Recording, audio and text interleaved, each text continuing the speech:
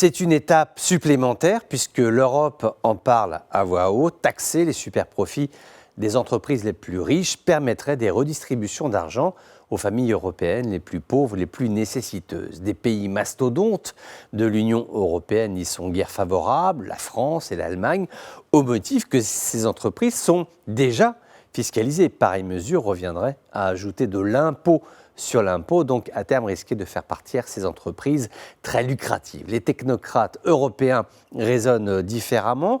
Avec une calculatrice posée sur un coin de table, l'imposition des superprofits dégagerait 140 milliards de rentrées fiscales, somme ô combien considérable qui favoriserait l'accompagnement des personnes les plus touchées par la crise. La question est à la fois financière et morale, n'est-il pas indécent que des entreprises gagnent des sommes folles durant que les grandes crises internationales se déroulent? Oui, c'est vrai, mais il en a toujours été ainsi. Les précédentes guerres mondiales ont ruiné des pays, saigné des continents, mais également fait la fortune des industriels d'armement avec déjà des super profits qui, déjà à l'époque, étaient fiscalisés. Alors, je ne dis pas qu'il ne faut rien faire, mais objectivement, il en a toujours été ainsi. Maintenant, c'est vrai qu'à notre époque interconnectée, tout se sait, tout est scruté, jugé, évalué, critiqué. Le fait que des gens roulent carrosse et gagnent de l'argent à ne plus savoir qu'en faire, eh bien, ça ne passe plus. En tout cas, en Europe, ça ne passe pas, ça choque énormément. En Amérique du Nord, là-bas, le patron est un héros. S'il gagne beaucoup d'argent, on applaudit à deux mains.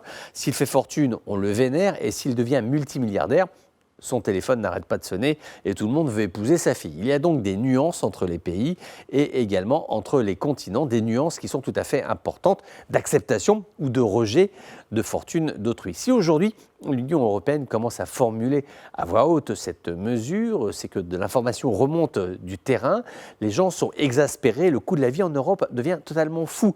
Le kilo de pommes de terre à plus de 3 €, le sachet de carottes, même prix, le kilo de poisson à 25, parfois même 30 €, le prix de la baguette qui peut monter jusqu'à 1,20 €, parfois 1,30 €, et savoir qu'au même moment, vous avez quelqu'un qui peut acheter la boulangerie d'une signature au bas d'un carnet de chèques sans rien sentir, ça devient politiquement difficile. La disparité, les riches toujours plus riches, les pauvres toujours plus pauvres.